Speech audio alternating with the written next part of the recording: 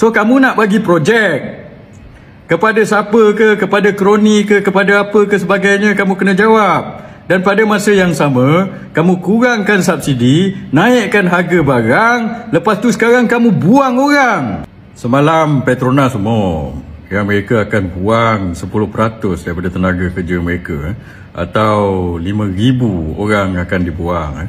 3-4 hari sebelum raya haji ni, mereka umum nak buang orang, akan dikorbankan lah atau dibuang kerja. Tuan-tuan, dulu kita dah cakap benda ini, saya sendiri dah cakap benda ni.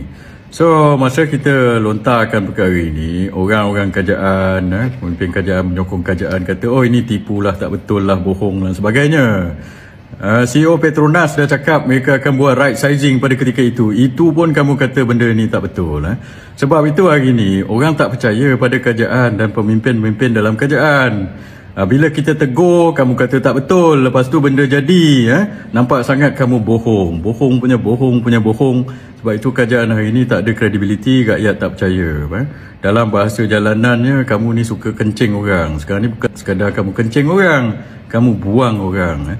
Alasan yang dibagi oleh Petronas macam-macam lah. Dia kata, oh ketidaktentuan ekonomi negara lah, harga minyak Brent jatuh 65 US dollar per barrel lah dan sebagainya. Alasan-alasan macam ni daripada dulu pun keadaan ekonomi dunia ni mana pernahnya stabil, dia naik turun.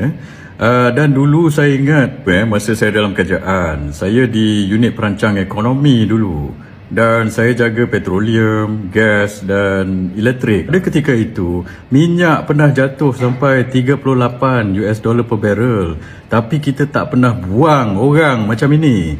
Kamu ini, minyak daripada kamu kata 75, 80, oh sekarang ini 65 US dollar per barrel. Oh, kamu membuat alasan itu, buang 5,000 orang. Ini apa cerita ini? So, apa sebab sebenarnya? Kamu ceritalah betul-betul. Kejap kamu kata ekonomi bagus, ekonomi terbaik lah dan sebagainya, Menteri Kewangan terbaik. Tiba-tiba kamu buang orang. Kalau ekonomi bagus, kita tak buang orang. Ini tak kena, tak masuk akal ini. Macam mana ekonomi baik, kamu buang orang, kita buang orang kalau ekonomi tak bagus. So, kamu cakap betul-betul, ekonomi ini bagus ke tidak? Apa yang kamu buat sekarang? Nombor satu, kamu tarik subsidi. Tong gas lah apa, minyak, harga minyak naik, harga diesel naik, harga gas naik, harga barang pun akan melambung. Bukan sekadar itu, kamu naikkan cukai-cukai. Sekarang ini, kamu nak buang orang lagi.